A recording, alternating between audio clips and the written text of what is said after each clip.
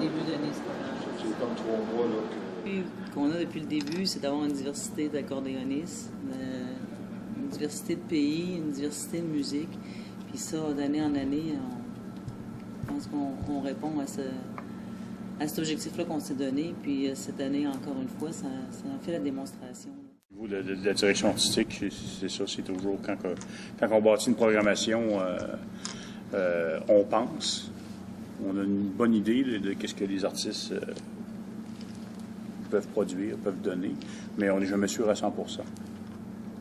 On n'est jamais sûr à 100% que les gens vont être super gentils aussi. Puis cette année, je pense que c'était vraiment une belle édition à ce niveau-là. C'est que des belles découvertes. Les musiciens ont été généreux. Je pense qu'ils se sentent bien accueillis ici à Montmagny. Ils félicitent l'organisation pour l'organisation, comment c'est bien structuré. La qualité également de l'équipe technique. Vous avez pu voir les gars partir tout à l'heure. Les techniciens ici, ils travaillent du matin jusqu'au soir, souvent tard la nuit. Ils sont très généreux de leur part, à eux aussi. Et ils sont très compétents aussi. Donc, ça sécurise les musiciens. Parce qu'un musicien, la chose principale, c'est le son.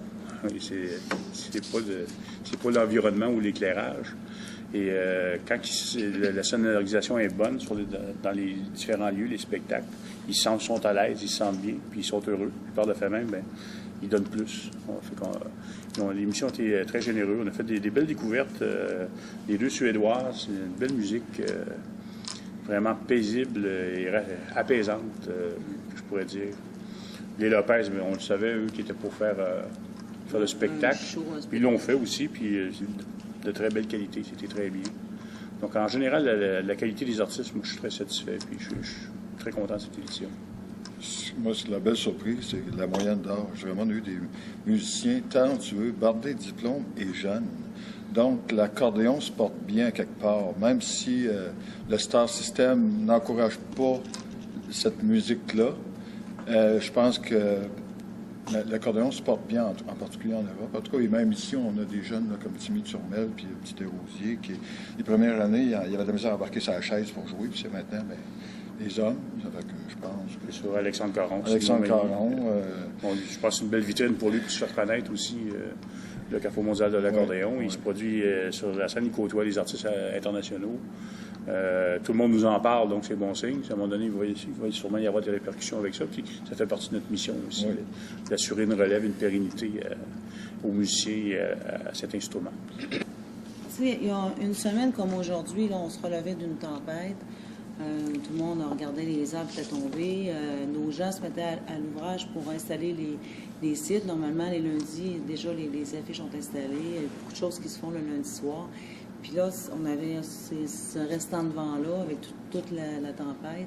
Puis vraiment, autant les équipes officielles, là, je pense à des gens comme Hydro-Québec, autant les organisations de services publics que la Ville ont été présents, puis les employés de la Ville, ils ont travaillé fort. Il y a 3 scènes aussi au centre-ville. On a fait comme un triangle, dans le fond.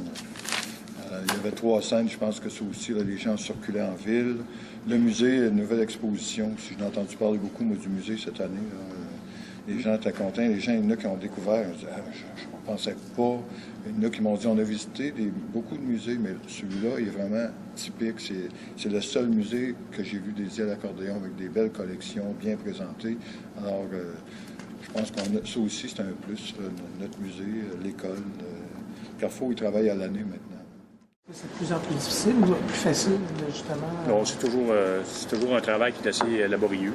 Mais disons, c'est mon métier. Toi, ton but, c'est de justement arriver avec de la qualité et de ne pas diversifier. Donner une diversification. Des styles différents, des types d'accordéons différents, des pays différents.